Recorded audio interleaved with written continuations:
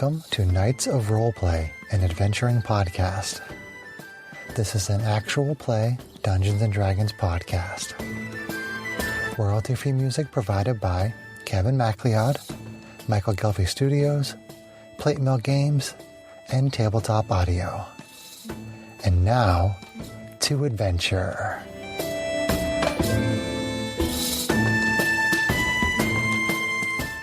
Hello, listeners. Thank you for joining us for this episode of Knights of Roleplay. I'm DM Chris. This session is being recorded over Zoom because life keeps throwing curveballs at us. Tonight, we're starting DM John's Tomb of Annihilation mini-campaign. Our friend Brian will be joining us for this mini-campaign, so I'll turn the mic over to DM John. Hello and welcome, my fresh players.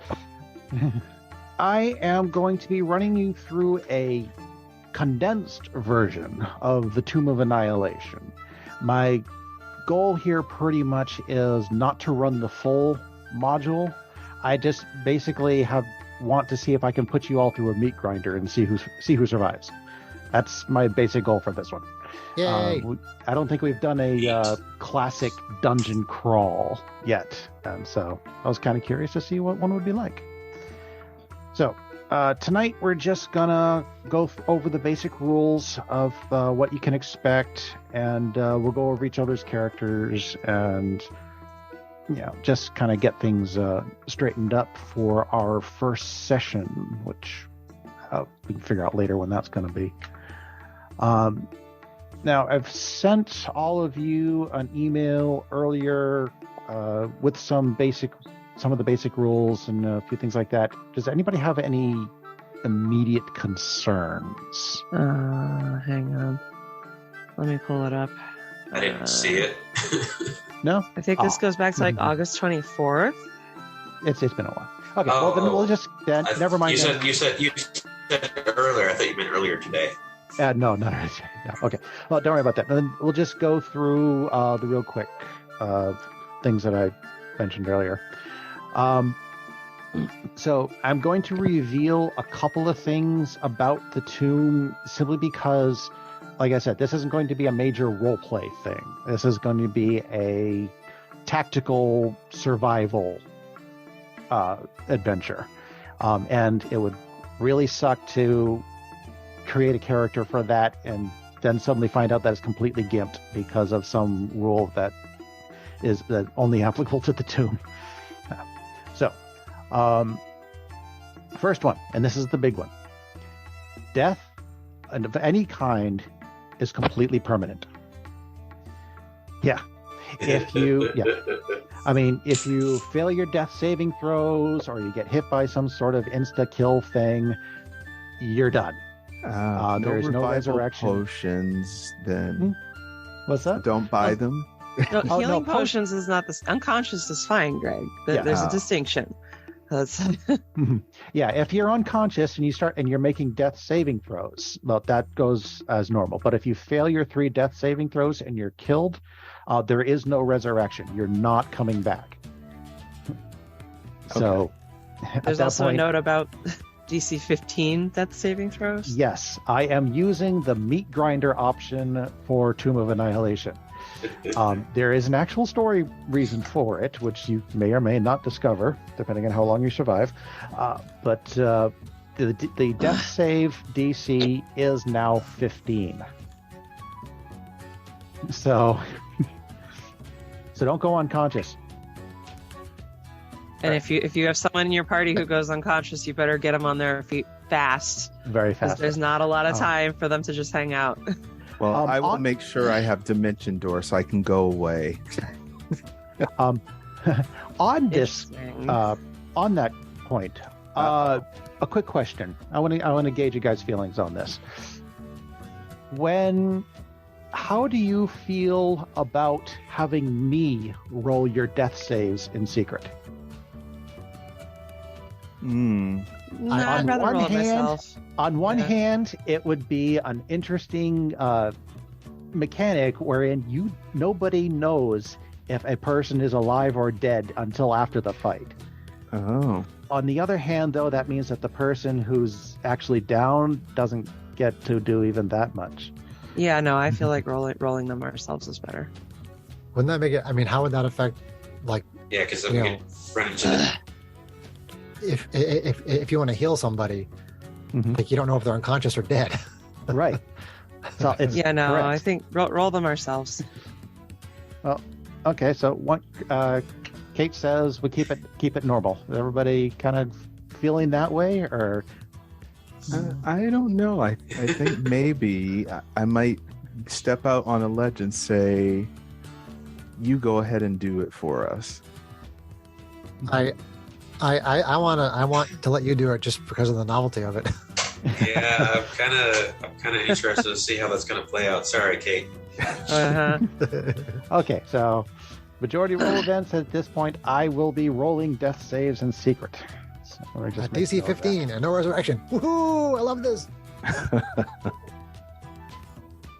TPK. Okay. TPK. Means you better heal someone who's unconscious like That's very fast, quick. right? You've got 3 rounds where they could essentially be dead and you wouldn't even know it. Right, and yeah. which means it's entirely or possible less, you start because critical hits and It's entirely very possible facts. you start slinging spelling hells, healing spells.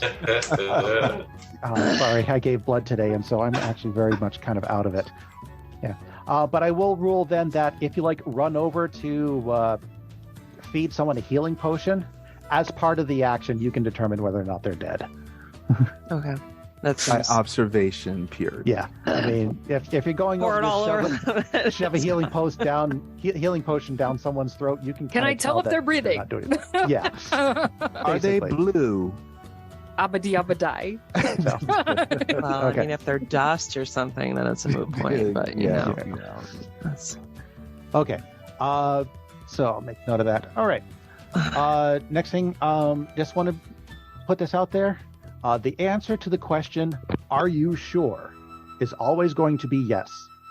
So make sure that you actually mean what you say when you say it. I'll give you some warnings, but not a lot. Oh, are This you is a game- sure? To be clear, be you clear. just said no. So this is a game of tactics, and so you need to be able to think on your feet. Let's see what was next on my list. Okay, encumbrance. I will be using encumbrance. So on your character sheets in D&D Beyond, on the home screen, make sure you check that box to use encumbrance. But you can also check the box to ignore currency weight, because that's just a pain in the butt to track, and nobody likes that. So we can go over that when we go over characters in a little bit. Let's see. Fair warning, any and all equipment can be destroyed. So there are things that destroy equipment. sounds very old school. And this is one of the things that I'm letting you know about, simply so that you don't form a character around it. Teleportation spells and divination spells may not work the way you think they work. So, but I'm not going to give you any details on in what way, because Why not? experimentation is part of the fun. Encouraged. Yes. So if you build a character based around teleportation magics, be wary that you might be kind of gimped. Yeah. Uh, Well, places where you can see works normally. He put that in the email. So yeah, but yeah, if you can see your destination gotcha. in your teleport, it should work fine. But things Which like I mean- But if we try to Oh, teleport out Kate, of you're two, reading things fully. that. Right. totally have 2 So- monitors with the email pulled up in front of me because I'm a dork. Okay. Let's see. For story reasons, this will probably come up, but any spell that affects souls may not work. But anything that uses spirits, I'm going to consider spirits and souls as 2 separate things. So things like guardian spirits and stuff like that, or or spirit guardians. Guardians. Yep. Yeah, guardian spirit. Spirit Cleric guardian, bread and will work- butter. Yeah. will work perfectly fine. Things that don't interact with the soul, like speak with the dead, will work perfectly fine. But if the spell description says anything about the soul, it may not work right. Let's see. In case you haven't noticed, my notes are in no particular order here. Let's see. Another fair warning. You know. Yes. Another fair warning. There are save or die situations. So I know some people don't like that because it seems a little cheesy, but I'm planning to play this module as close to written as intended. So, and there are a lot of save or die situations. I won't say there are a lot, but there are some save or die situations. Let's see. As discussed earlier between me and Chris, we are going to be using theater of the mind combat for most of this.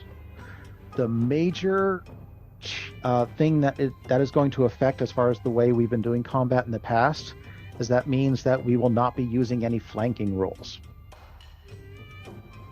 So no flanking for advantage. If you need advantage on something, you're going to have to find another way to do it. Let's see. What's next? Maps. I will be providing the various handouts and maps of the puzzle rooms and stuff like that where needed, but I will not be providing an overall map of the dungeon. This is a classic dungeon crawl, so it's up to you guys to make your map.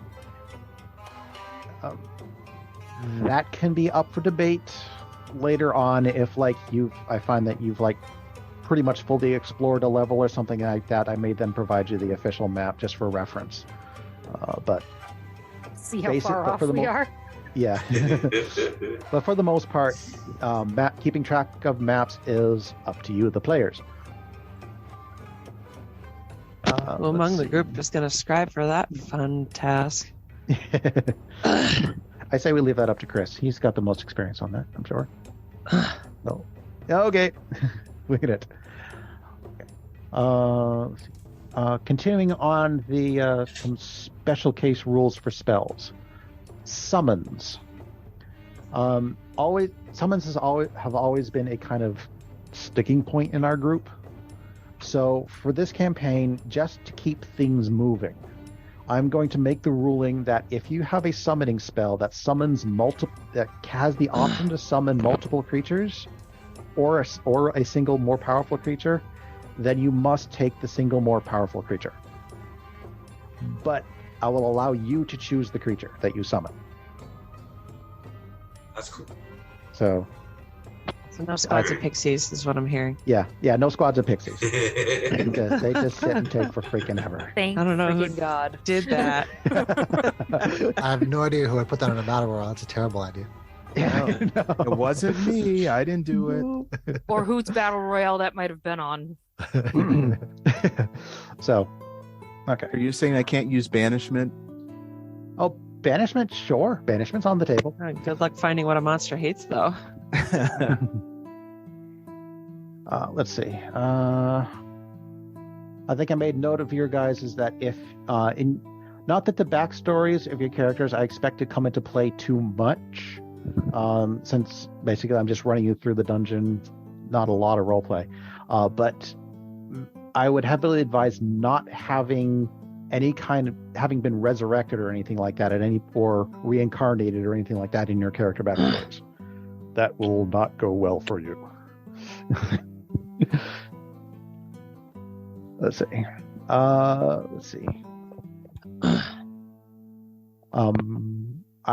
And one last thing, ruling that I made while doing some research. I will be allowing you the option to voluntarily fail a saving throw. Oh. It's kind of back and forth in the community whether or not that's raw or not, but whatever. I'm going to allow it. So something to keep in mind. I'm not giving you any hints or anything. Interesting. Okay. Let's see. And okay, passive perceptions. Up till now, we have been doing passive skills like passive perception, passive intimidations, and things like that as like a baseline type. Like if you roll anything lower than your passive, you can take your passive. That's not what I'm going to be doing in this campaign. I'm going to be running it a little bit more raw. That is to say, if you make an active check, you take the number. But I will be keeping an eye on your passive skills in the background here, and if your passive skill reveals something, then I will reveal it to you. So having a strong passive is still important, but it's not going to be the get out of jail free card that it has been until now. All right. What is next? Okay, I'll go over that when we go over characters.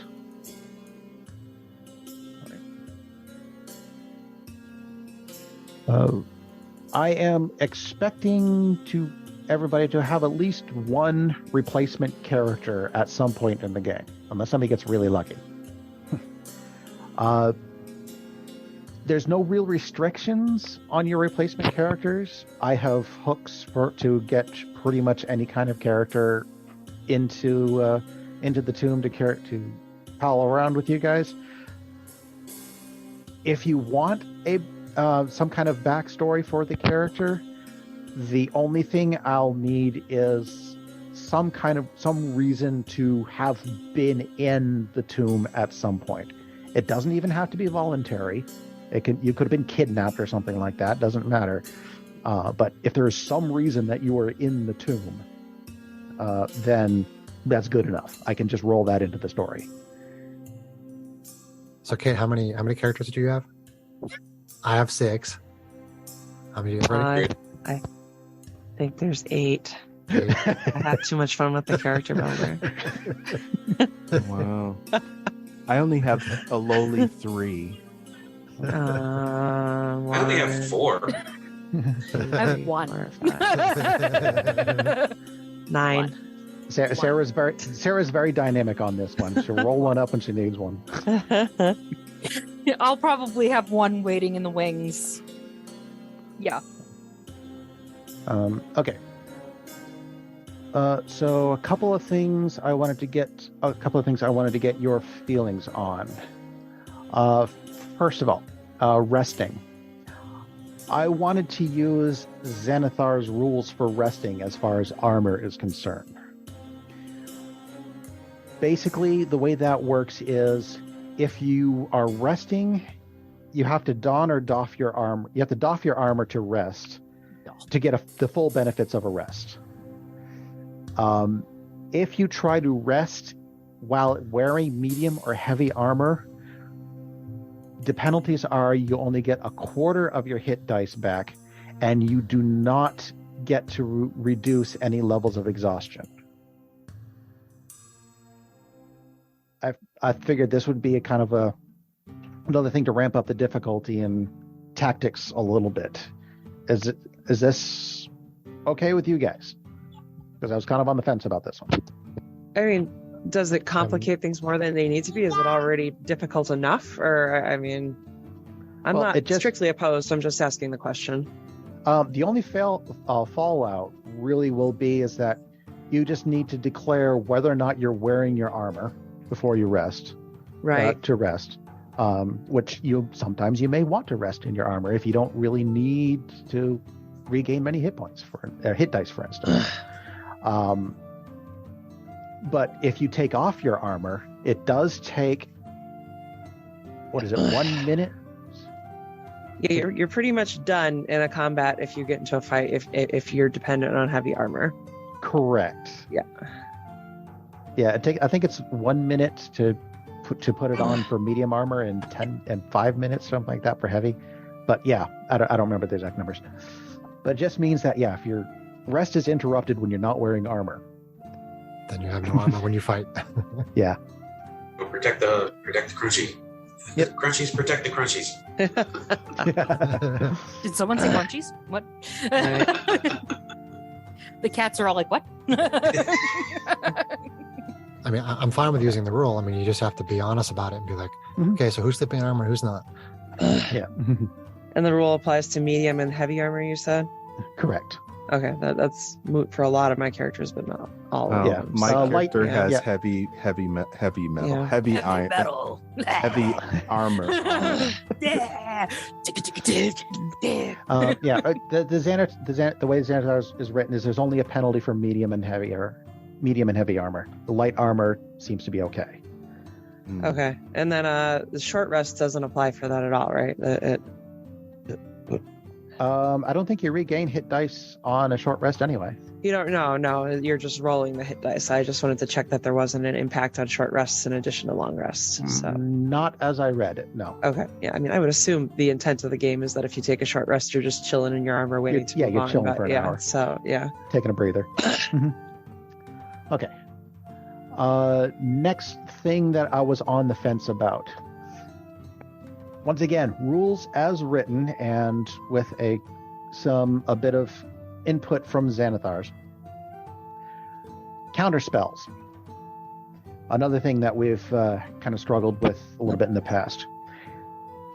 The Xanathar's rules state that if you want to identify a spell being cast, you have to use your reaction to make an Arcana check. So what I'm thinking is that I'm just going to declare if a bad guy has spell casting abilities, that I'm casting a spell and give you the opportunity to see if you want to identify or counter spell. But since you have to use your reaction to identify, you can't then use your reaction to counter spell.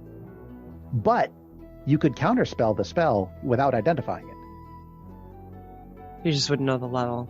You just wouldn't know if you're counterspelling a big spell or a little spell or whatever. Right. So it's just that you're taking the chance. Yeah. Like normal. Mm-hmm. But that holds for you guys too.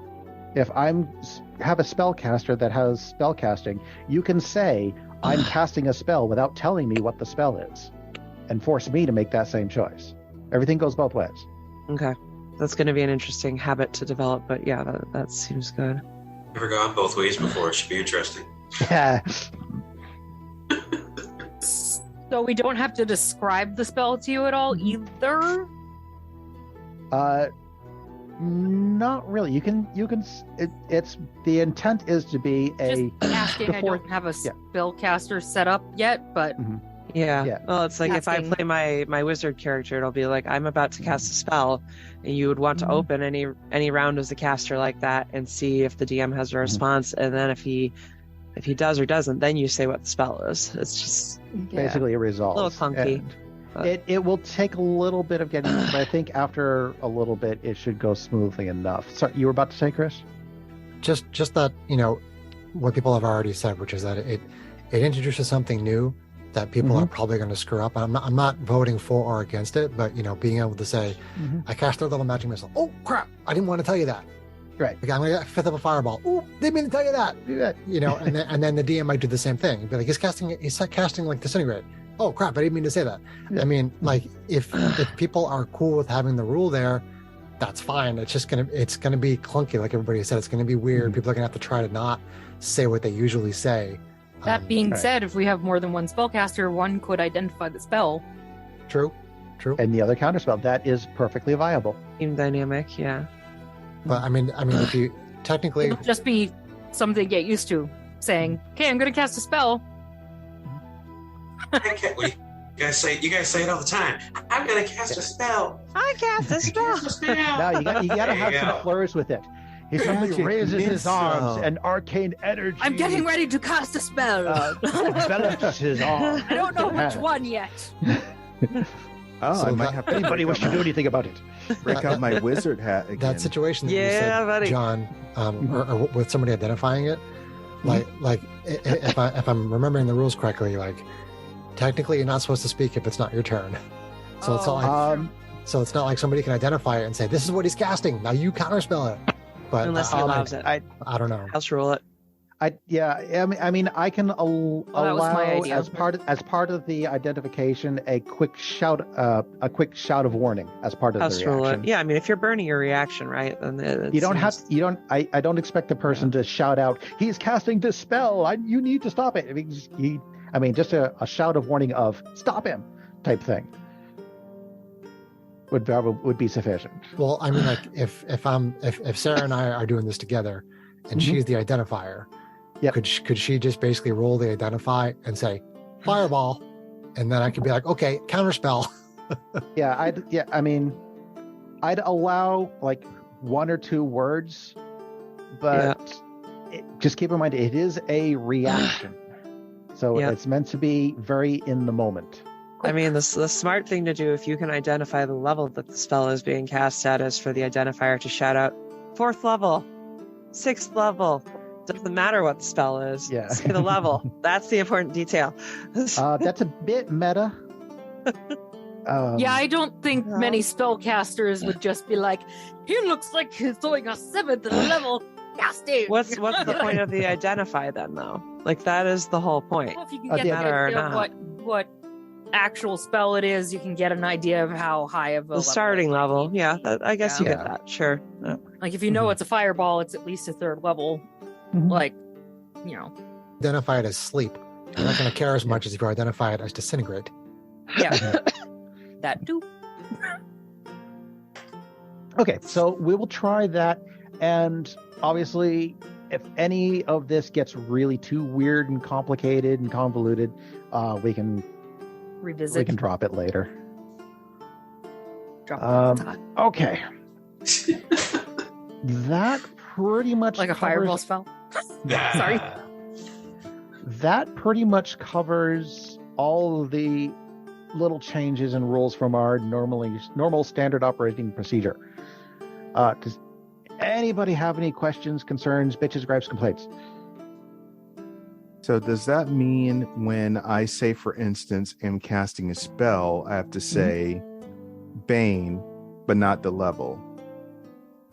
No, you just say I'm casting a spell.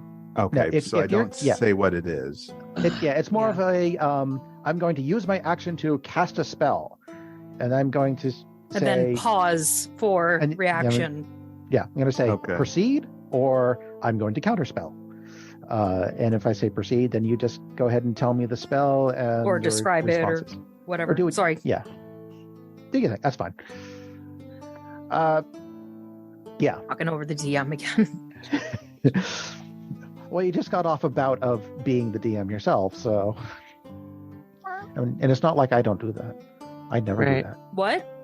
Whenever. No. Chris You're loves the it when I DM. talk over him. Yeah, that's great.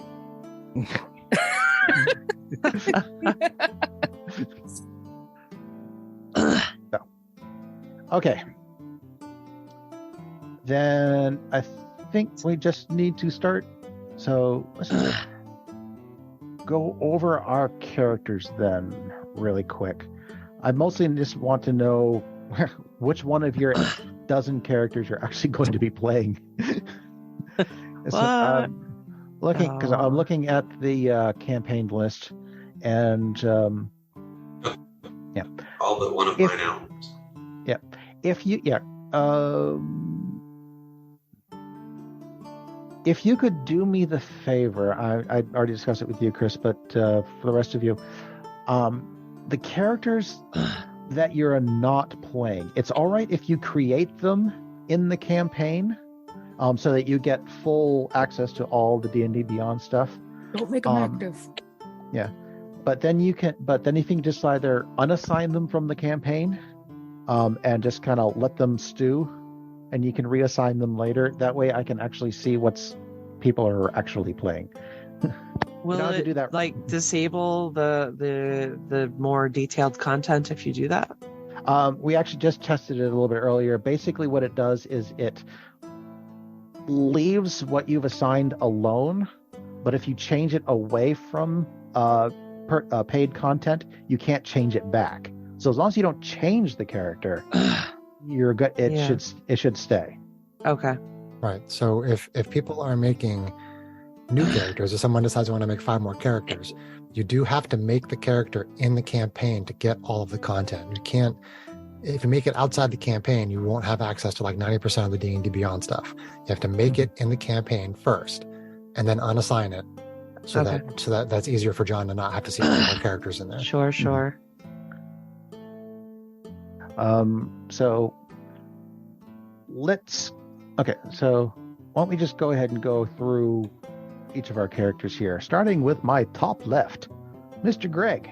Who are you going to be playing? It's Mayok Greyfeather. Mayok Grey. Up there you are. Which I think I might need to look at his stats because I took him out of another campaign, so I don't know if he has all the things he needs to from this one. Yeah, equipment is another animal, Greg. Just continue. It's fine. Mayok. I think we're going to be sorting equipment as part of what we do tonight. Yep. Once we go through all the characters and stuff, make sure everybody's up to level 9, no weird things in their backstories, that kind of thing. Then yeah, we'll be sorting through the equipment list that I gave you earlier. So who's Mayok? I actually don't have a story for him. He's just Mayok. How about like class and race, Greg? Oh, he's a paladin, variant human. Yeah. Okay. Pretty straightforward then. Out there just to smite some devils and demons. Yeah. Okay. Sounds pretty straightforward then. Whatever you have. Oh, hit points. How are we going to do hit points? That's right. I was going to go over that. My thought was to go ahead and roll hit points tonight. 9 levels shouldn't be too bad. Simply because if we do max hit points for all the characters, then I'd end up doing max hit points for all the enemies, and then combat just drags on. Yeah. Trying to chisel through all those hit points. Okay. Yeah, I mean, I had assigned max by default. I thought that was your rule, but I'm okay with walking that back. I'm going to claim DM fiat and change my mind. So I know.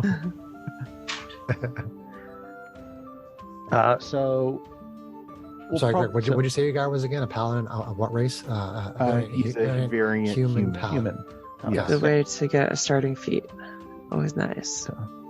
Okay. Worth it. Okay. That is pretty straightforward then. How about you, Kate? You are next. Okay, so I've already thinned down. So the starting character who's going in is Tavriel Swiftfoot. So I mean, my theme for all of my characters is that there are a bunch of Shadar-kai who are either on the Sword Coast or got sent there before things went weird. And the Raven Queen to investigate things went weird. So that's her deal. So she is a pure monk, and she is, what path is it again? Let's see here. Come on now. I may have to adjust some of my builds, John, because I had used Elven Accuracy for some of my characters, and with the flanking change, that might affect whether that's the optimal choice. Okay. That's fine. That's I think for her, I'm probably still going to keep it because Stunning Strike is awesome. But yeah, let's see here. So it doesn't say. Oh, Way of Mercy. That's her monastic tradition. So you've been traveling with this monk chick who's got a shaved head, and she's a weird Shadar-kai elf. They're kind of the goth elves, and she has some funky stuff that she can do beyond normal monk things as far as healing or hurting if she gets stuck. Okay. Very cool. Brian, who are you on? Who are you going in as? I'm playing Fang. He's a goblin, mostly druid. He's with a group called the Goblin Chill Squad. Hails from the Sword Coast. The squad was informed of a artifact that could, in the tomb, that could possibly defeat the Goblin King with ease. Whether that artifact exists or not, 3 of the members December. Actually, I don't know if I should go that far with the story. I don't know what you, because that would make them already in there. The squad might have 12 people. That's entirely possible. That could be your character replacement backstory. Okay, your bits of squad members that have gone in there. So three squad members went in. He thought they were crazy, so he stayed behind, and now they haven't returned. So now he's going to look for them. Okay. So we met up with this group of adventurers, and away we go. Okay. I mean, you guys have, I didn't mention this yet, but you guys are starting as an established party. You guys can figure out, how long you've been together, whatever not. The only thing that matters is that you've established a reputation. And really, that's just the story. That's just for the story hook to get you in. So it's not gonna come into play too much. Okay. So our group has been together, and they have a reputation for being successful adventurers. Essentially, yeah. Okay. Mm-hmm. Gotcha. All right. Let's see. You were texting me questions earlier about things like wild shifts and stuff like that. Are you all set on the details on that? Any questions? I believe so. The thing I sent you, you checked off. So I think I'm good. The math looked good to me. Basically, just adding my proficiency instead of the beast proficiency. Yeah, you take the higher of the two, yours or your beast proficiency modifier. You recalculate the stats based on the new stats, and then take whichever is higher of the recalculated stats, yours or the beast's. And if the beast gives you a new proficiency, you just have to remember to calculate that in. Quick question. Save DC. Does that include your proficiency bonus? Only if you are proficient in that save. And that carries over from your main character. Let's see. Do they mention save proficiency? I have abilities that require. I have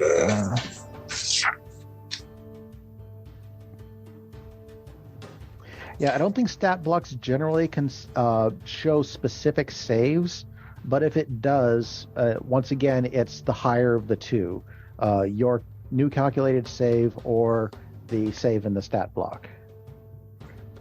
Like, for instance, being a druid, you get int and whiz as your proficiencies in your saves. That carries over to any form that you shift into. So you get to add your proficiency bonus to your intelligence and your wisdom saves in your new form. I mean, if I'm attacking somebody and they have to make a save, that's what I mean. Oh, not your saves. I mean your like DCs and things like that. Like Constrictors requires a escape DC of crossed it out. I think it was 16. Yes, because the attack would be considered. You'd be considered proficient in the attack. So you add your proficiency bonus in lieu of the beast's proficiency bonus. Okay. Only questions. All right. Chris, who are you playing? I am playing a character that is the Plasmoid race from the recently released 5th edition Spelljammer box set. My character is a white amorphous blob with 2 black eyes named Gleep, right out of the 1967 Herculoids cartoon. Gleep. Okay. And Gleep is a monk. So a slimy monk. Interesting. Oh man, we got 2 monks. There you are. Oh, he even got the cool little picture of him. If you're looking, I remember I have him. a picture of Gleep. What flavor of monk is he? Way of the Drunken Master. Awesome. That's a riot. Very cool. Okay. So probably not too much fancy there. And Sarah, who are you coming with? Dirk Chris. Chamberlain. Dirkris Chamberlain. If you rag on me for Sounds weird names, First name was randomized. I just updated the last name because it was like so many consonants I couldn't pronounce it. He is a barbarian kobold. Nice. Path of the Beast. Nice. Kobolds are fun. All right, so we've got a barbarian, 2 monks, a druid, actually, a mostly druid, and a paladin. Oh, he's a way of vengeance too. So Okay. What level Nice. are we supposed to be starting at? Because I don't think I have it right. 9? 9. We are starting at level 9. Because I was at 7, so I gotta update that. Okay. okay. First time. Well, that's 1. Middle fingers have already started. We have the middle finger counter for the campaign. The same need and freeze, though. Nope. New laptop. Oh, that was a riot. Work sent me a new one because the other one kept, Freezing, randomly restarting. which is not productive. Which is why I was frozen on that campaign. Because it randomly gave me the blue screen of yes. Chris's bad jokes killed the computer. Basically. Okay. So I guess we'll go ahead and make sure that your characters are set to with the encumbrance rules, and I guess we can go ahead and roll up some hit points here. Everyone, Yeah, let's see, manage. yeah, everybody can. I already did that with you, so I did that in the beginning. Yeah. Okay. Let's see here. And no homebrew. Okay, so the first one is just set at the 12 at the base, and then we roll 8 of the whatevers, right? Correct. Yep. Yeah. In the character builder, set your hit points type to fixed. I think. No, not fixed. I don't know. Kate knows better than me. I don't have it in front of me. I think manual. Yeah, Manual. Manual. Okay, yeah. Yeah, set it to manual, roll your 8 hit dice, and whatever you roll, punch that into the hit points, and D&D Beyond will I calculate just the rolled rest the of 8 d12s at the same time. It was so fun. All right, let's see here. So we go to the class thing. We go to E4. manage HP. So do you have to go to And manage the hit point and monk. take out the points they already So we give roll you? 9 d8s. 84 plus 12 no, when you- is 96. Yeah. No, when you go to manage hit points, you just enter exactly what you rolled. And Okay, because I have 70 hit Yeah. points already. You need to re-enter that rolled HP total, Greg. You need to roll 9 d10s because you're a paladin. 8. And you need to total up. 8 d10s plus a 10.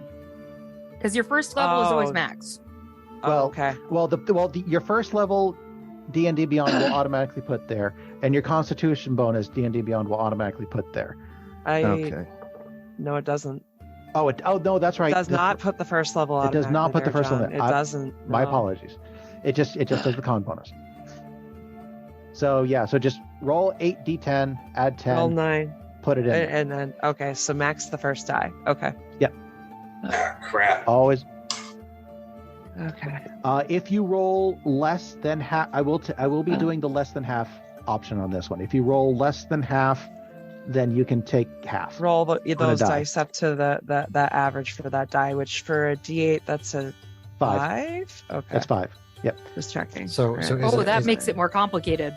is Oh, it, it is it the way we normally do it, John, where it's you get Yes. half the die plus 1?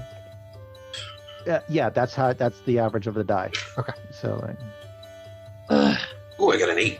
That's pretty Nice. sweet.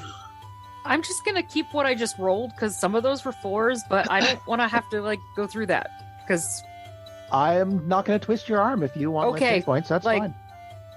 Well, I just cleared my roll, and I don't know where it went. Yeah, that happened to me too. Well, maybe if I do this. All right, so 8 d10s.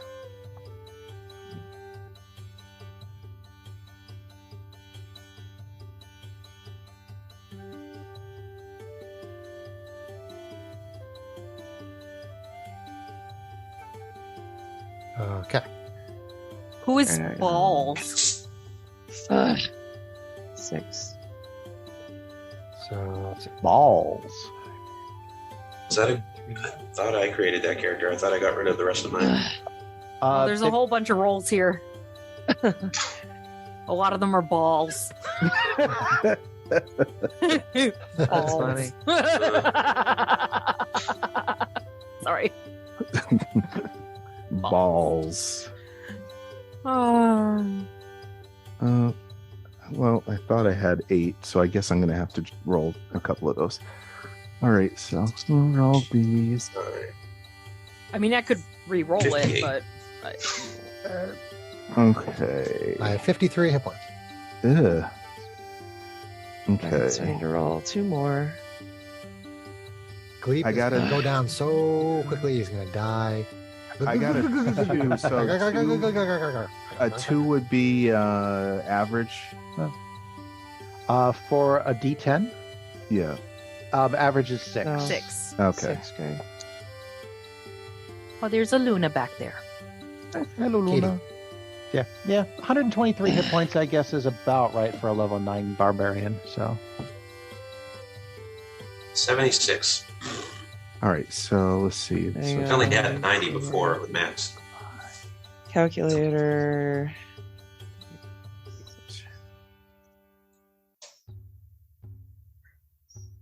oh, I got a 10. Haha. nice.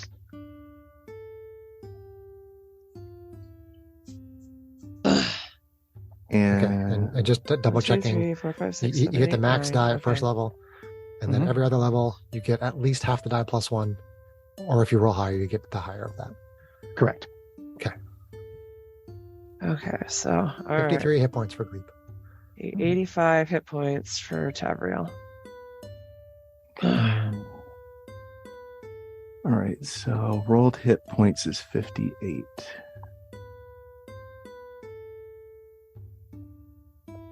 Oh, your Alright. paladin dice Awesome. were You not got a picture nice of to you, Bleep, can you Greg. do That's lower. Don't let that. Don't let the copyright police in on this one. Oh, so I I don't guess think Hanna-Barbera will care. I didn't roll the last one, so I rolled 58. So the last one I have to The count. last one is an 10. automatically 10, so that's 68 Okay. is your actual total then. All right, Okay. that makes more sense, Greg. I was like, if your paladin rolled the same total as my monk, there's a problem. That's probably Okay, so 86 is Mayak's total. final count.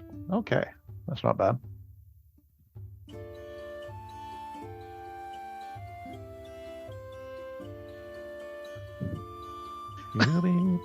Taking out this R, Dirkus is better than Dirkris. I like the Chris part. Chris. Dirkris! Chris. Dirkris! Dirkris! Okay, I'll get used to it. Dirkris! Just change it to Dorks. Dirkris. All this. Where are the? Yeah. Darkness Rising. Okay. Okay, where is? Oh, you know what? I didn't do That any equipment. ability score improvements. Haha. No, I did. Feral Instinct. Strength score. Oh, Greg needs to do his scores too. I was gonna say your hit points are low. You should put a ton of stuff into your con, man. Oh, let's see. I mean, you're probably not a con looking man, he's a to paladin. max out. Probably looking to max out strength and con with the point by there, Greg. Okay. And wisdom should be high as well, and then dump everything else. Let's see. Fighting style. Gleep and Gloop did, and try to translate them into things that characters could do. And the monks seem to be the closest thing to it. I'm excited. I got 2 monks and 1 monkish character. Brutal critical. Funny enough, I won't be wild shaping into a monkey.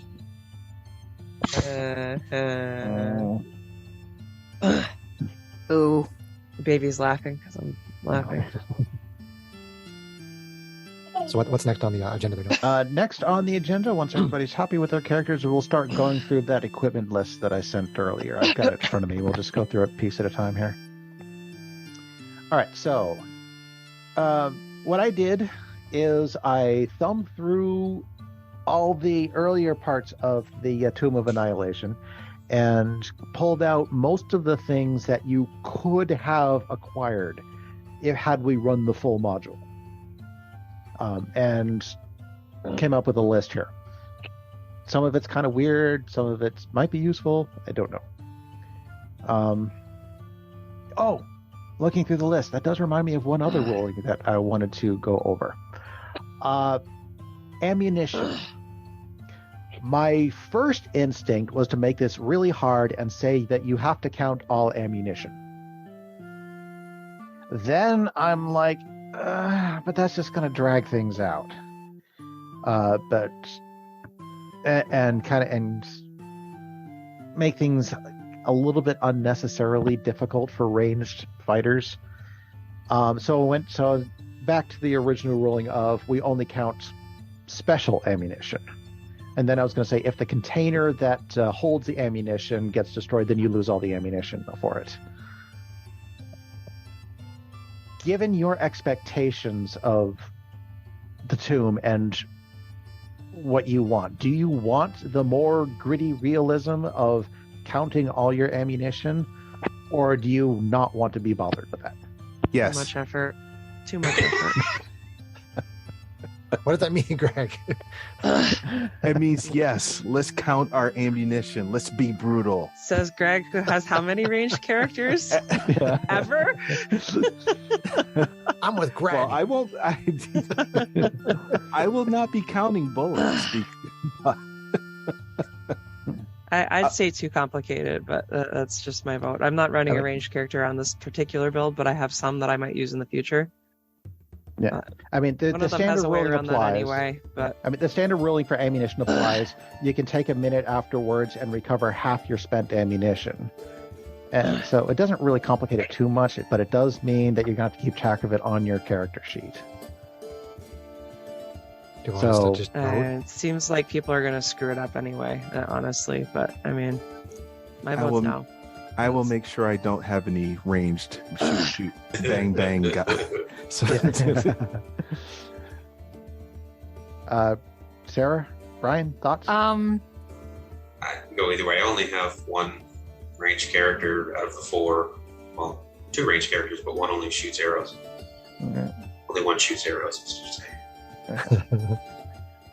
So 1 yes, 1 no.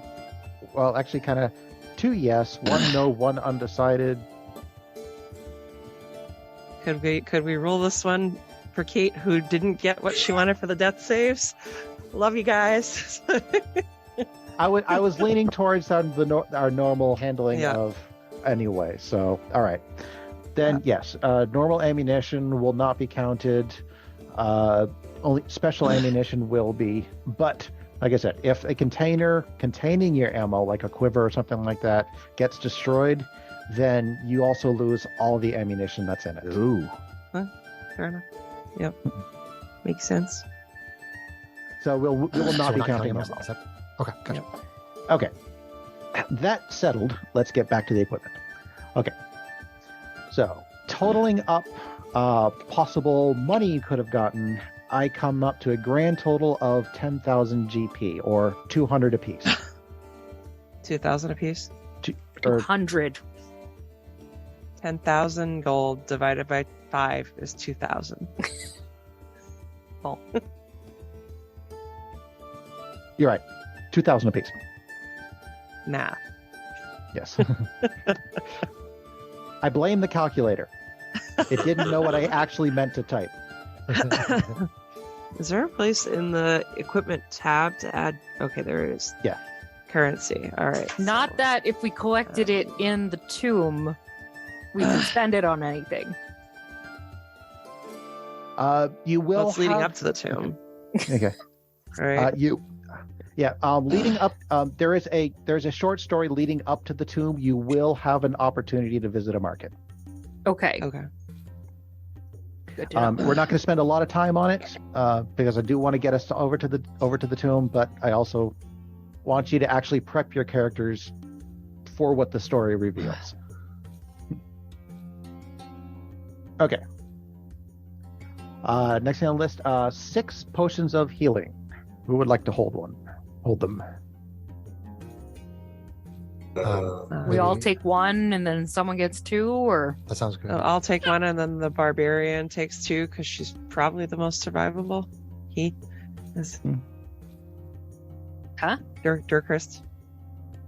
I would say that traditionally you give the extra healing potion to the person who's most likely to be conscious last. oh, So that's probably Like, your you get people barbarian. Probably going to be Probably. wild shaped a lot.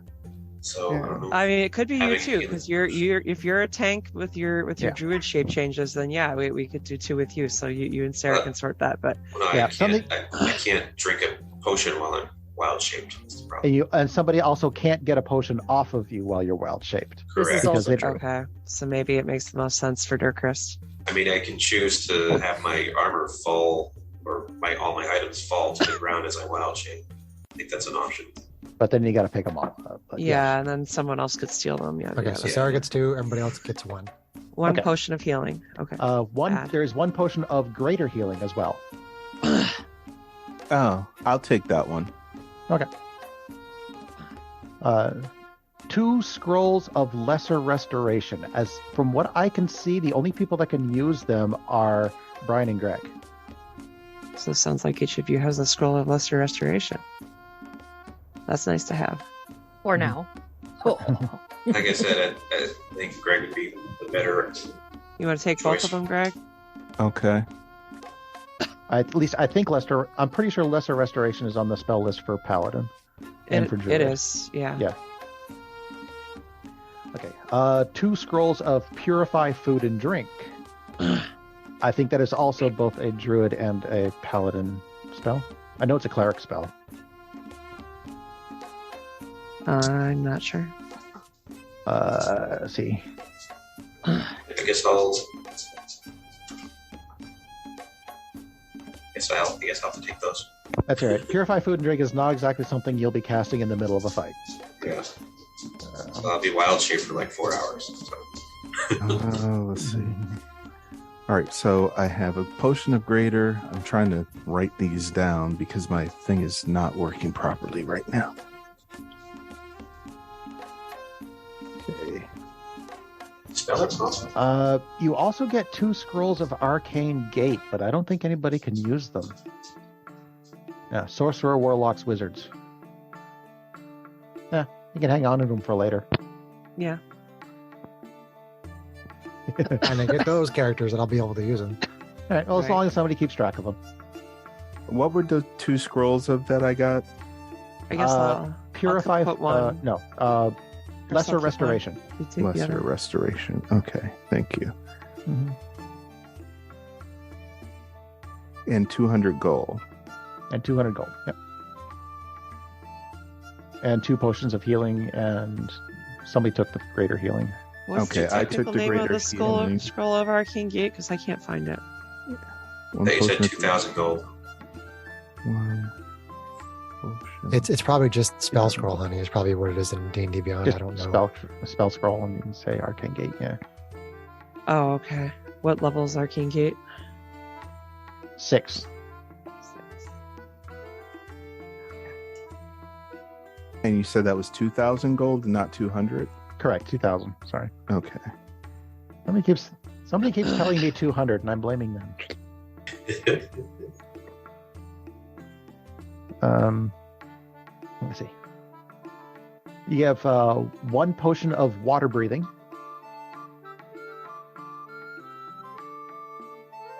Somebody wants to hold on to Should that. probably go to one of the monks. I forget if we're at a high enough level where we aren't encumbered in the water anymore. Sure, I'll take You the should water. take it. I'll take That the water seems breathing. thematic. Sure.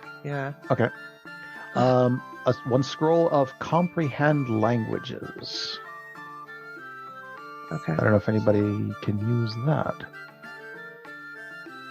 I have a very low intelligence, so that's probably not good for me. I mean, I'll take it if no one else can use it. I but- can't use it. I don't think either. My intelligence is a derpy side. Comprehend languages. On Wikidot says that can be used by bard, sorcerer, warlock, wizard. Okay, so I'm neither of those. I'll None take of it which for we have. now because I have possible future characters who would Okay. use it. And what's the level again? First.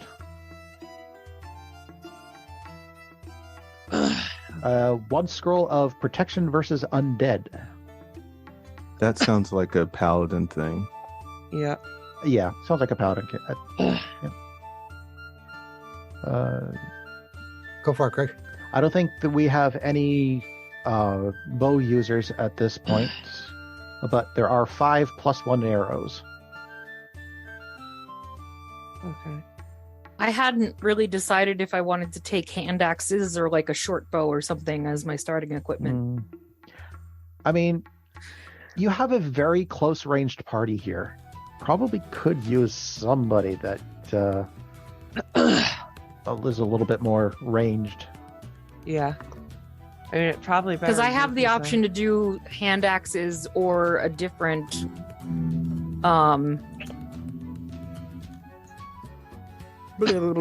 simple weapon. Bleh. I can do short bow, and then I could take them. Right? Yeah, then you could use them, yeah. I would do that. Okay. For those who might use medium armor, there is one mithril blessed plate. Brush fridge.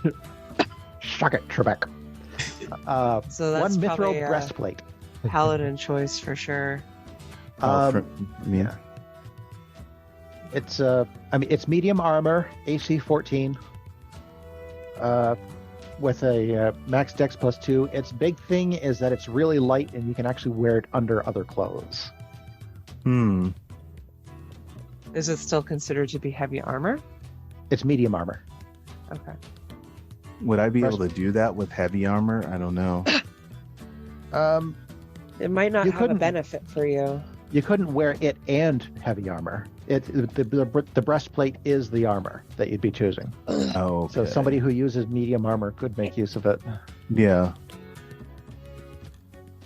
Tara, what's your character again? Me? Yeah. I'm a barbarian. Which uses no The armor. No armor. Yeah. What about a Unarmored druid? defense. Doesn't a druid use medium armor? It's metal. I don't use any armor. Oh, Okay. you know what? I'm wearing chainmail on this. Well, that's the starting equipment. So the Mhm. breastplate might actually be an upgrade for you if that's the case. Yeah, let me see what you got here. Let's see. So with those arrows, would I update my short bow to have a +1 to the hit? No, you just add 5 +1 arrows to your inventory. And when you make an attack, you can choose to use the one of those arrows, and you will get +1 to your hit and damage, and the attack will be magical. Okay. That's as just you something that you have to do in your head, right? You can't automate it with their attack rolls, John. correct. I think that's why she was asking. So. Yep. Let's see. Chainmail is AC 60. No, actually, your chainmail is better than the breastplate. Okay. It may be that the breastplate is not particularly usable. Maybe you could sell it off for money or something. That's an option. Future party member. Or a future party member. All right. Okay. As long as somebody keeps track of it. Okay.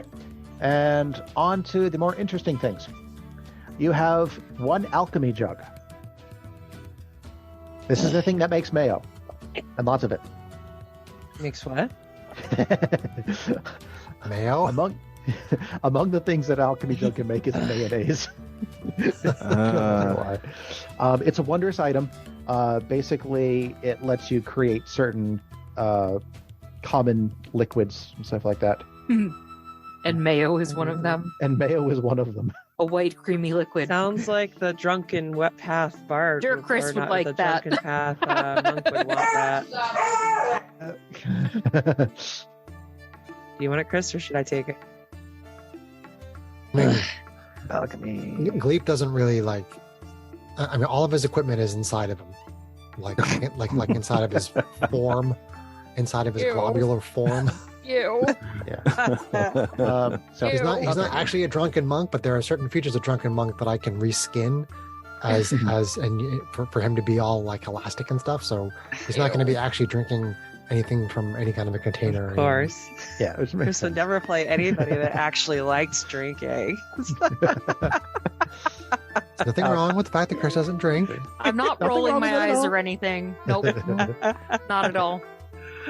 So, well then, quick description. I'll here. take it if Alchemy no one jug. wants it. But yeah. This ceramic jug appears to be able to hold a gallon of liquid and weighs 12 pounds, whether full or empty. Sloshing sounds can be heard from within the jug when it is shaken, even if the jug is empty. You can use an action and name one liquid from the table below to cause the jug to produce the chosen liquid. Afterward, you can uncork the jug as an action and pour the liquid out, up to 2 gallons per minute. The maximum amount of liquid the jug can produce depends on the liquid you named. Once Pee. the jug's not on the list. Once the jug starts producing liquid, it can't produce a different one or more of one that has reached its limit until the next dawn. Also not on the list. The list is acid, basic poison, Urine. beer, honey, mayonnaise, oil, vinegar, freshwater, salt water, or wine. It's kind of a survival tool. I mean, for like- water's nice to have. Yeah, I mean, I'll take it if no one else wants it. Yeah. Oh, to you I guys. will be counting rations. Okay. So one other thing I forgot to put on my list, I will be counting rations. So the jug can be useful for like extending rations or something like that. Let's see. The next bit of fun, one circlet of blasting. Nice. I think we've seen these before. Now, I forget, do you have to be a caster to use that? Negatory. Okay. Let's see. Where is it? Here. While wearing this circlet, you can use an action to cast the Scorching Ray spell with it. When you make the spell's attacks, you do so with an attack bonus of +5. The circlet can't be used this way again until the next dawn. So, yeah, once a day you can cast the Scorching Ray spell with a +5 attack. I mean, Interesting. I wouldn't mind taking it, but if other people want to, I don't want to hoard stuff. I don't want it. Well, who would it make sense for to have it? Probably the monk if it's a situation where me fighting in melee doesn't work for some reason. Monks don't do well. I mean, we've got shenanigans, but flying foes can be problematic. So, if unless Sounds like the nobody else is pally or the, jumping at it, or the so. barbarian want it, yeah, okay, I got it. I have no idea. So just tell me what you want me to take. I'll take it for now. Okay. Well, then you can hold on to the last item, the immovable rod. Ah, yes. I would love an immovable rod. This is okay. Brian. So would I. Wow. I'm going to step and back away. Just set it and forget it, man. The rod This can is gonna, hold it. yeah. I really am looking forward to seeing what you guys can do with this particular item. It's a Can we very Mary tactical Poppins piece. this thing? It's, cut this description. This flat iron rod has a button at one end. You can use an action to press the button, which causes the rod to become magically fixed in place. Until you or another creature uses an action to push the button again, the rod doesn't move even if it is defying gravity. Yep. The rod can hold up to 8,000 pounds of weight. More weight causes the rod to deactivate and fall. Yes. Oh. The whole party can go on there. That's pretty cool. I will take the immovable rod. Yep.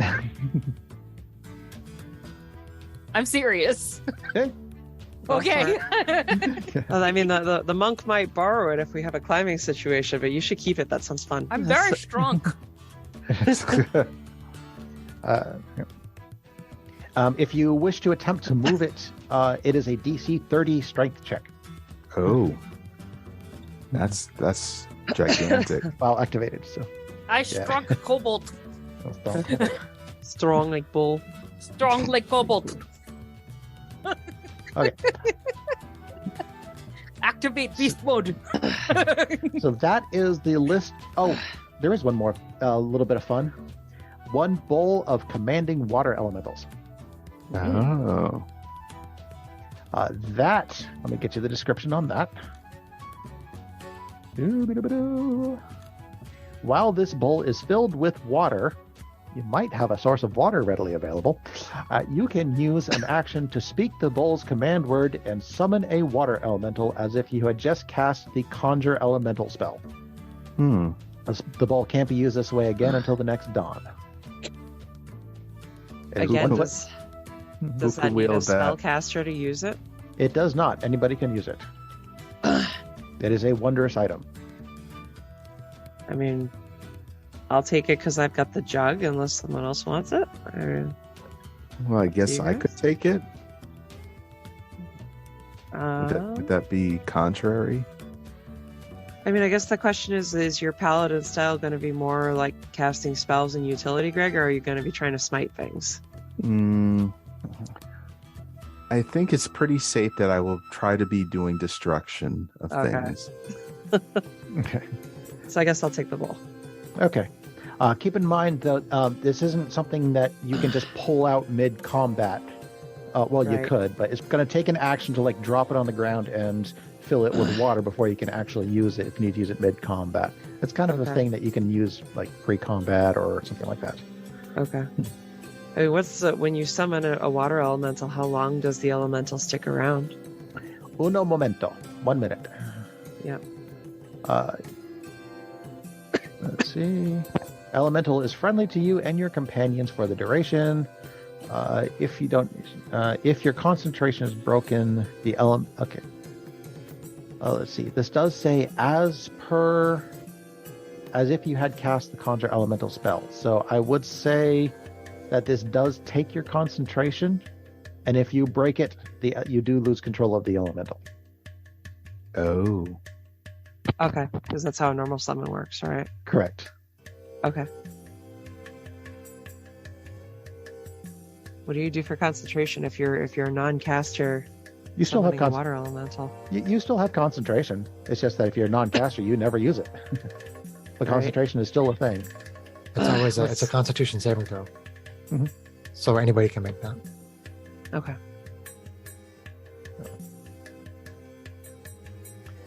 Okay, so that is the list of items that I found. One thing to keep in mind: we don't have to go over it tonight, but later on, when you get to the market, you will have an option to purchase spell scrolls and potions. I gave you the list of the basically any common or uncommon potion you can purchase for the prices that I listed earlier, or a first or second level spell scroll. So when you're prepping later on, something that we can go over. All right. What is that? Oh, I had thought of something earlier. Okay, so with the rules taken care of for the most part, we're going to kind of figure out the rest as we go along. All right. So, as I said before, you guys are starting as a party that has already been together at least long enough to earn the reputation of at least being people that can get the job done if necessary. So, with that said, let us begin the Tomb of Annihilation. Yay! Da, da. Okay. For the past several days, the talk of the street and taverns has all been about the so-called death curse, a wasting disease afflicting everyone who's ever been raised from the dead.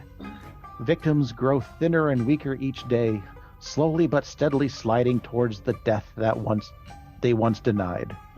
When they finally succumb, they can't be raised, and neither can anyone else, regardless of whether they've ever received that miracle in the past. Temples and scholars of divine magic are at a loss to explain a curse that has affected the entire region and possibly the entire world. You one day receive an invitation to the home of one Sindra Sylvain, a retired adventurer and merchant.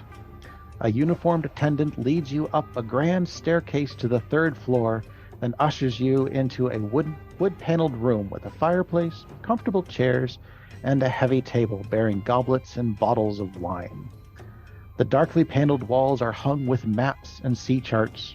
Racks, shelves, and cabinets hold hundreds more rolled-up maps and charts. A person is seated in an overstuffed chair near the fire. You can't discern a gender because only the person's head emerges from under a heavy blanket draped over the chair, and an embroidered hood and silver mask conceals the wearer's face. Even the person's dry, raspy voice provides no clue. "Help yourself to wine and seat yourselves, friends. I hope I may call you that." Yeah, sure. Okay. And if I do?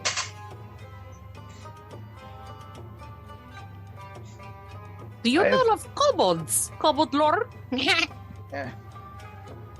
It has been a long time since I've had any dealings with kobolds.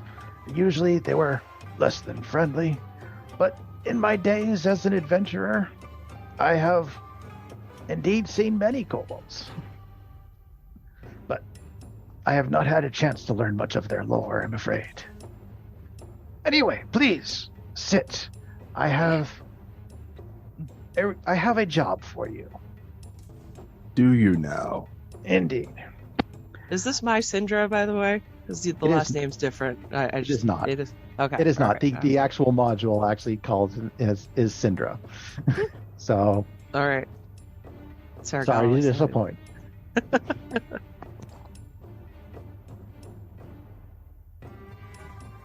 You have undoubtedly heard the rumors of this wasting disease going around for people who have been resurrected in the past. So far, there have been no known cures for this particular affliction. I myself am actually suffering from it. It was a rather regrettable incident back in my adventuring days. But as fate would have it, my adventuring days have also provided me with a plethora of funds that has allowed me to fund ventures to find the source of this plague and deal with it. In fact, I will go ahead and say that you are not the first set of adventurers that I have talked to either. In my previous band of adventurers that I hired was actually able to track the source of this disease to the Isle of Chult, far to the south of here.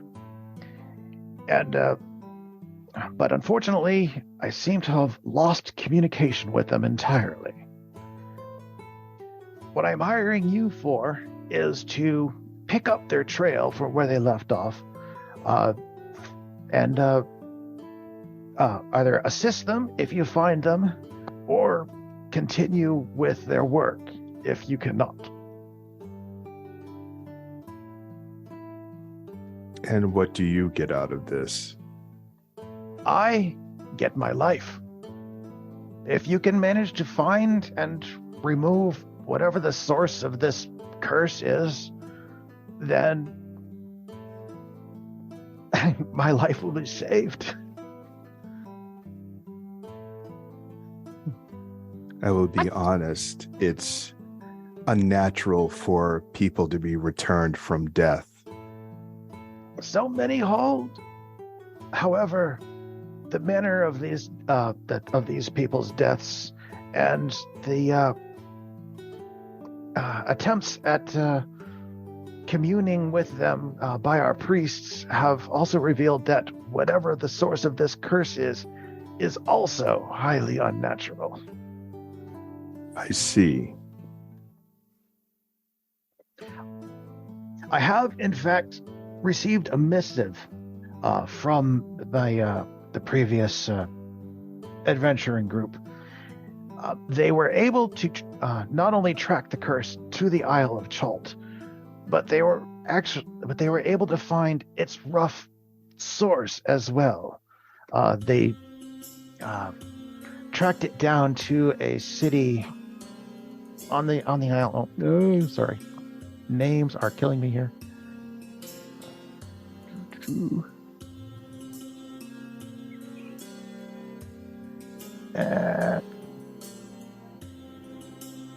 Yeah.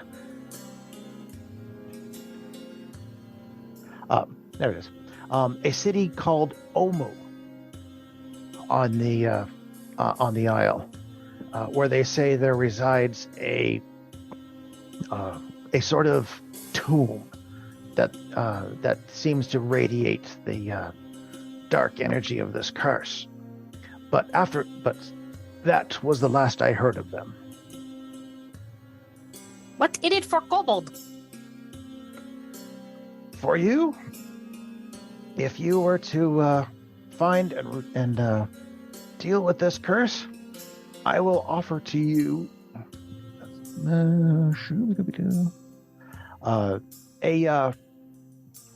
any of the rare or magic items that I have in my possession.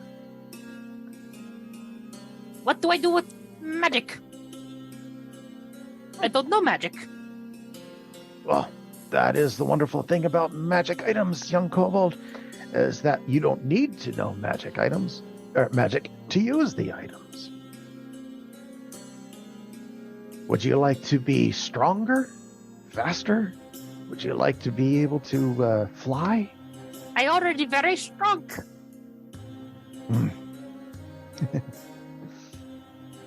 I fail as merchant, so what do I do with magic item?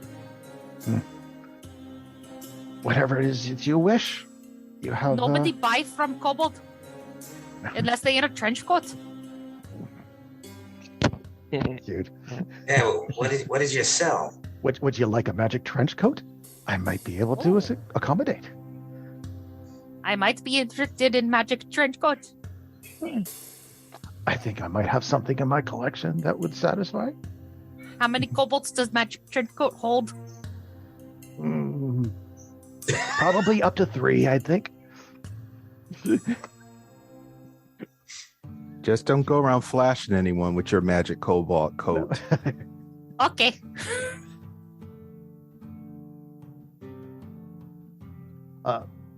If you agree to take on this mission, I will, of course, cover any of your expenses on the trip as well.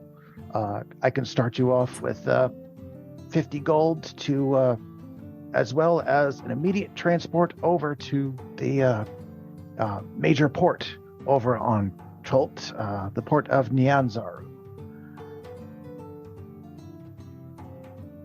So you needn't worry about travel expenses. That sounds like a good option. He had me at gold. Yep. Gimme. So you accept then? I would be accepting kind, yes. Okay. Yeah, sounds the good to person me. reaches over and reaches out of their coverings and rings a little silver bell. And a manservant walks in and presents you with 250 gold to split amongst yourselves. This is in addition to what we already noted? Yep. Okay. The modules actually says 50 gold pieces total, but you know what? Screw that.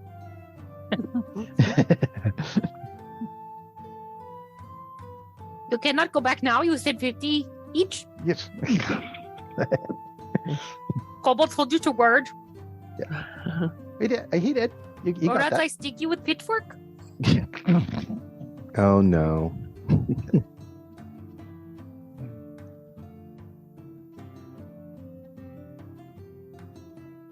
So we got 50 gold pieces each.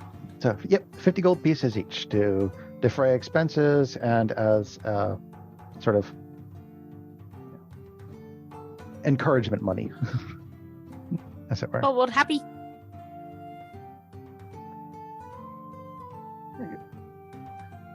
Very good, then. She also gives you a verbal description of the previous party that she had sent over. So, should you find them, you'll know that to be able to coordinate with them. When was the last time you heard from them? I received the missive about 5 days ago, but they were under the instructions to send me one at least every 2 days. So, since time is of the essence, and considering the nature, the size of the place that they described, I figured it would be beneficial to send some reinforcements. I see. Or any of the other party Shutter guy? I do not believe so, no. When do we start our journey? If you're ready, we can start now. Me? You come with Okay. us? You look too weak. No. You slow down. When you arrive, I will have a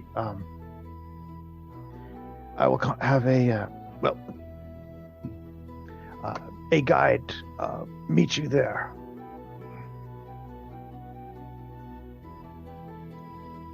Okay. And with that, you see an arm come out of the coverings once again, and with a flourish and a little magical pop, all of you suddenly disappear from the from her waiting room, and almost instantly, you find yourselves in an outdoor area of just outside of what looks to be a busy tropical port. Yes, it's. What on You- earth just happened? You appear in a tropical city under the blazing sun. The familiar sounds of a harbor, creaking ropes, slapping waves, heavy barrels rolling across cobblestones, mingle with voices shouting and cursing in an unfamiliar language filled with clicks, inhalations, and songsy words that make it sound almost musical. The aroma of unfamiliar spices and tropical fruit mixes with the wharfside smells of fish, tar, and canvas. Beyond all that, Port Nyanzaru is an explosion of color. Buildings are painted in bright shades of blue, green, orange, and salmon pink, or their walls are adorned with murals portraying giant reptiles and mythical heroes. Every building sports baskets and clay urns of colorful flowers or is draped in leafy, flowering vines. Minstrels in bright clothing adorned with feathers, shells perform on the streets. In short, you have found yourself in a very hot and muggy and very busy port city.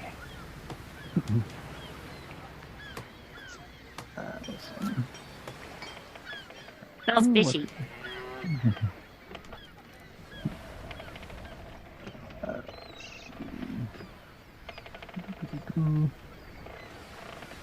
I do apologize. I did have a note for this one as well.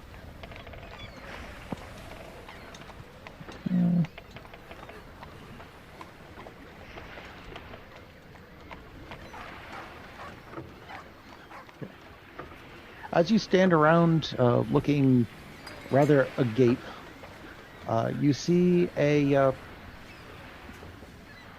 rather rough-looking person. No, hang on. I'm not going to try to wing that one. Where is my... Come on. This is what I get for trying to practice my improvisation.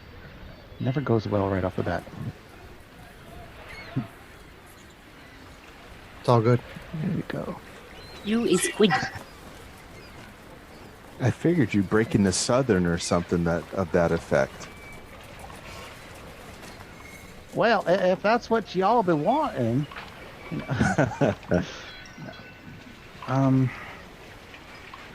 If you claimed that it was the improv.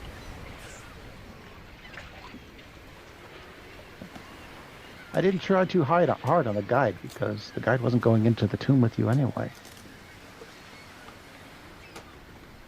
Oh, that'll be a fun one. Let's do that.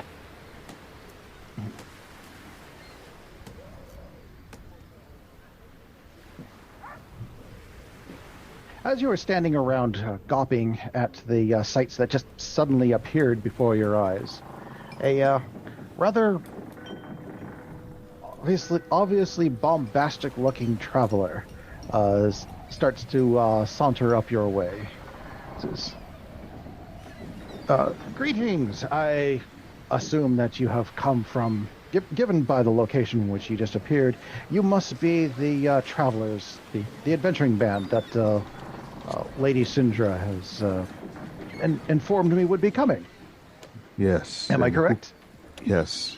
And who are you? That is correct. I am none other than Volothabgeddon, world traveler extraordinaire. At your Excuse you. service. Perhaps you might have heard of me, or maybe you have read some of my books. I don't read much. Ah, that is a shame. I'll have to do something about that at some point. But that is unfortunately not my current. Are you that man that called me a monster? Merely a classification. Little kobold, nothing. It was not meant. Nothing of a. I am not your kobold. I belong to my very beautiful kobold girlfriend. And she's a very lucky kobold that she is for having caught such a handsome. Hey, yourself. I'm a beautiful kobold girlfriend too. Oh, beautiful. Equal opportunity kobold girlfriend. I should have picked up on that. My apologies. You can and lady kobolds can be handsome as well. Anyway, would any of you perhaps be interested in one of my books? And not a big reader. Right. Shame. Well, Perhaps your depending book on the now. cost. Calling me a monster and then calling me handsome. well, I just might have a extra copy on hand here of Is this my, going to my cost me categories anything? of various monsters and stuff for a mere 50 gold pieces. It is a quite durable hardcover edition. That's too rich for my blood. Did you do 25 gold instead?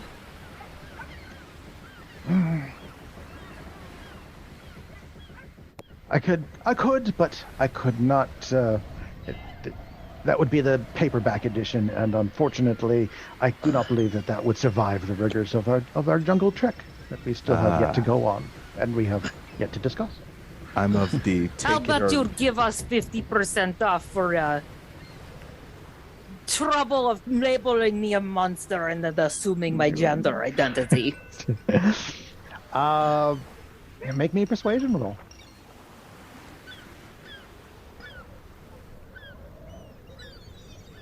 Mhm. 6. Well, that's not that persuasive. How about intimidation?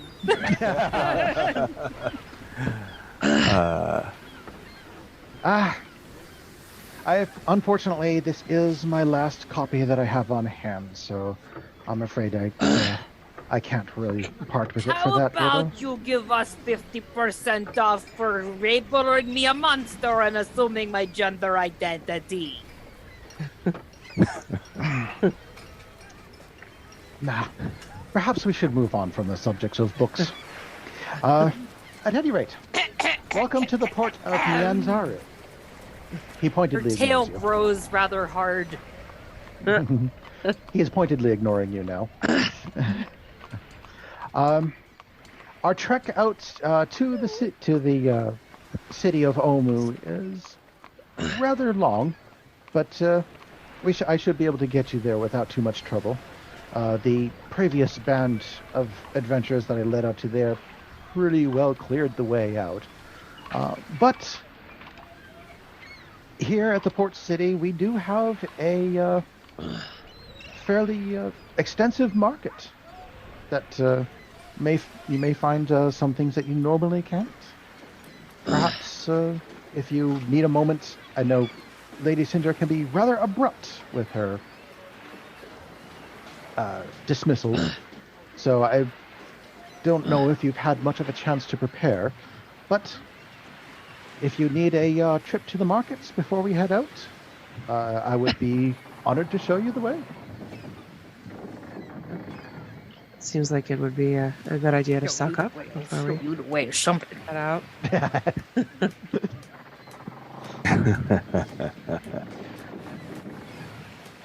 I could always use some magic items,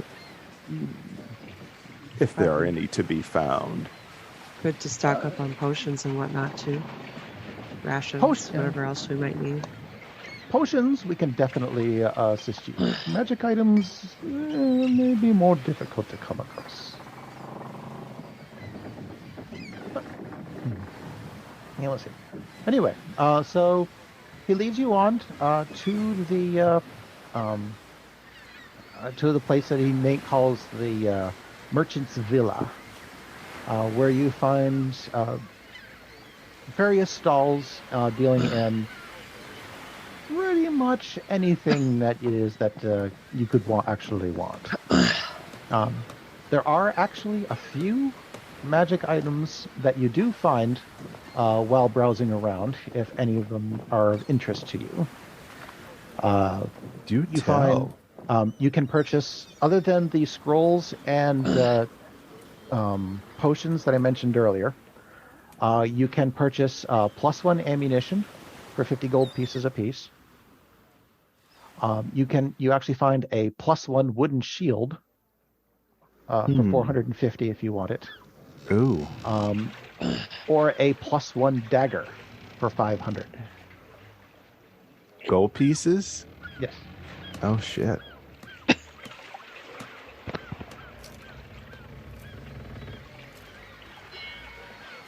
Well, then, as far as potions, pretty much anything that's Yeah. common Any or uncommon that we want. Yep. Any common potion is 80 gold. Okay. Any uncommon potion is 300. Ooh.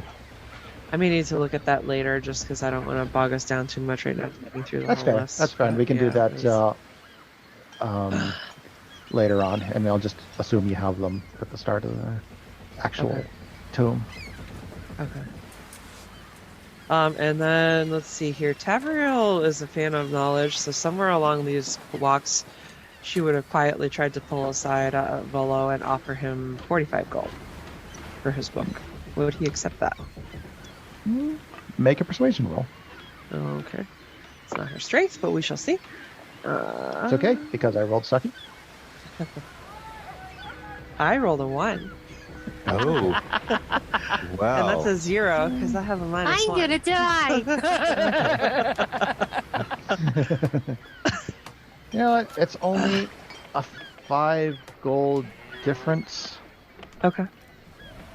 Is that eager to Yeah. have somebody have his book? She's eager for knowledge before we head Okay. into. She's a well-read monk. So, take it back. As I'll a allow it. failed merchant background, I have a feature called Supply Train. Okay. What does that do? Which from my time as a merchant, you retain connections with wholesalers, suppliers, and other merchants and entrepreneurs. You can call upon these connections when looking for items or information. Okay. If you are looking for something specific, I can allow that. Or if you want to try to maybe dig up some of the local lore. I would like to try to dig up some information about this place we're going to. Okay, the city of okay. Oh, okay. We'll get back to you for that. The book. And maybe try to find a cheap copy of this book. Well, I will allow the purchase at 45 gold. Okay. With that, since it's his last one, he's probably just trying to unload it. With that, where we go? That gets you something. I'm adding it as a custom item because I don't see it in the D&D Beyond inventory, which is surprising. Let's see. Anytime you want to know the lore about a particular monster that happens to be in the book, then you can go ahead and look it up in the Volo's Guide to Monsters. So, basically, Chris, that allows you to use your Volo's Guide as an in-character item.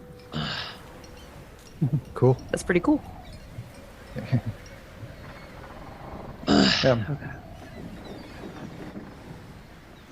Except for the game stats. You can't use the game stats. Sure. I'm gonna trust you on that one, because I know you know how that works. Okay. Lore on the city of Omu.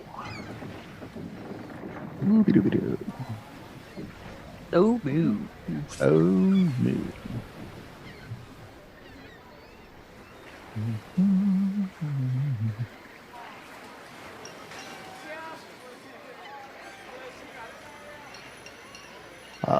What bit of information that you were able to find? The city of Omu has been lost for quite a long time, simply because the difficulty of getting out there through the jungle. But at one time, it was considered the jewel of the island Cholt's crown. It was a very popular mining. It was originally a mining town that grew into a major city thanks to the very rich mineral veins and ores and jewels that they were able to mine up. So, as a merchant, you would have very easily have heard about all the riches that might have originally come out of Omu. Beyond that, it was thought that the city was actually the home of the island's 9 trickster gods as well, and shrines to them were constructed in the city. Beyond that, as far as the history of what happened to it and all that fun stuff, you really couldn't find any particular information. Merchants are not historians. Okay. Well, I would share all that information with the group. Mm-hmm. So, here's what I found. I remember this name for some reason, and I knew I had to ask. So, here we go. All right. So is anybody interested in buying anything in particular before we go? Okay. Alrighty. So, having followed Volothamp around the marketplace and gathered up what supplies you think you're going to need, Volothamp then proceeds to lead you out into the wilds of the island of the Pit.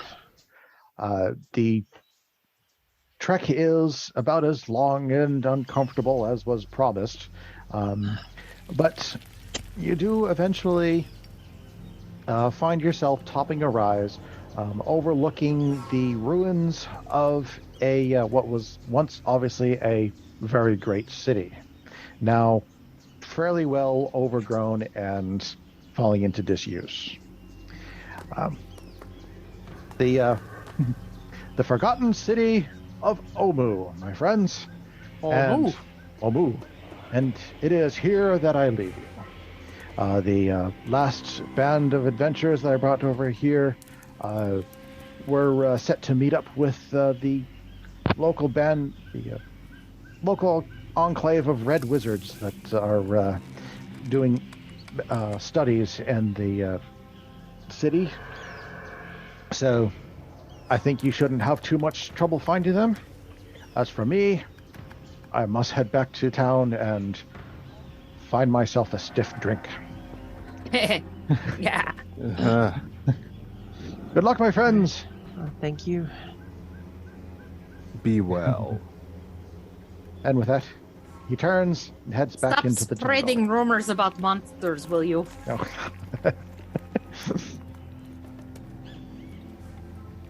Right. So you find yourself on the outskirts of the city. Anything you'd like to do before heading in? Sharpen my tail. Well, this will definitely be a very sharp tail. Any runes, like iconography, like anything like that to study on the walls on the way in? Mostly just nothing of any particular interest. I mean, it was a city that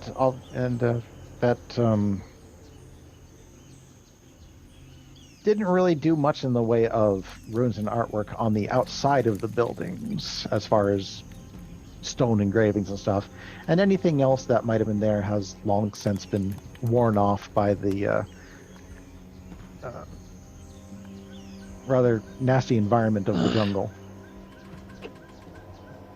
But as you head into the city, you very quickly realize that it's very odd that you haven't been met by any of these red wizards that Volo happened to mention. You spend some time examining, just walking around the city, making a cursory inspection, and within a couple hours, you find your first corpse. Oh. It's obviously been there for more than a few days, and in the steamy, hot jungle, the corpse has really not done well. We'll both have bad feeling about. Yeah. Is it wearing any clothes that we would recognize? Is it red wizard robes? It does indeed look like it has the torn remnants of a red wizard robe. Okay. Can we tell what might have happened to it? Looks like it was run through with a sword. Oh. All right. Continuing your investigations deeper into the city, you work your way north, finding more corpses of not only red wizards, but you also find corpses of a couple of what look to be travelers. Lovely. And it isn't long before you happen to spy a corpse that is recognizable enough according to the description given to you by Syndra. That's what I was looking for. It is obvious pretty quickly that this, at the very least, is some, if not all, of the band of adventurers that Syndra had last heard from. Fabulous. But surprisingly, what you also find surprising is not just the Red Wizard and adventurer corpses. You also start finding Yuan Ti corpses. Can we go through their pockets? You can take a quick look, but Loot the bodies. it How is juicy are they? they're kind of squishy. But it actually when you start to rifle through their pockets, it also becomes obvious that someone already has. Oh, damn them! Following the trail of corpses into deeper more north of the city, you find an increased number of Yuan Ti and Red Wizard corpses. Used in the something from out of the a side alleyway. You hear the sound of slithering. Okay. Fist ready. Yep. As you start to get ready for a hang on, let me rephrase that.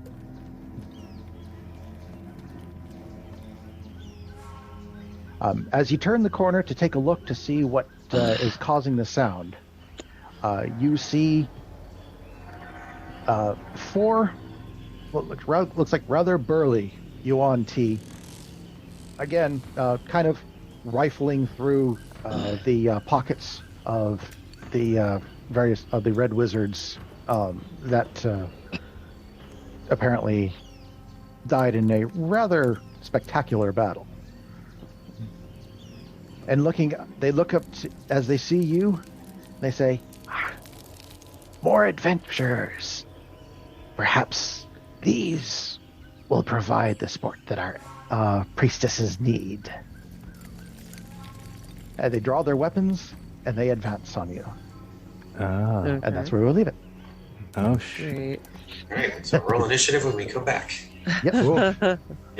Very cool. Find some Yuan Ti. Yep. Only 4, but hey, it's a place to Good start. And I would Yeah, assume that we right. get to, if we have to prepare spells, we need to do that before this fight. You would have already fight had them starting. prepared. Yeah. Greg, fight you would have starting. already had them prepared. You're just going to finish your character and make sure you have stuff prepared before the start of the next adventure. Oh, you're talking about your prepared spell list. Yeah. Then, yeah, just get your prepared spell list in order for next adventure. Let's just go ahead and sign off there then for tonight. Okay. So, everybody say goodnight to the listeners.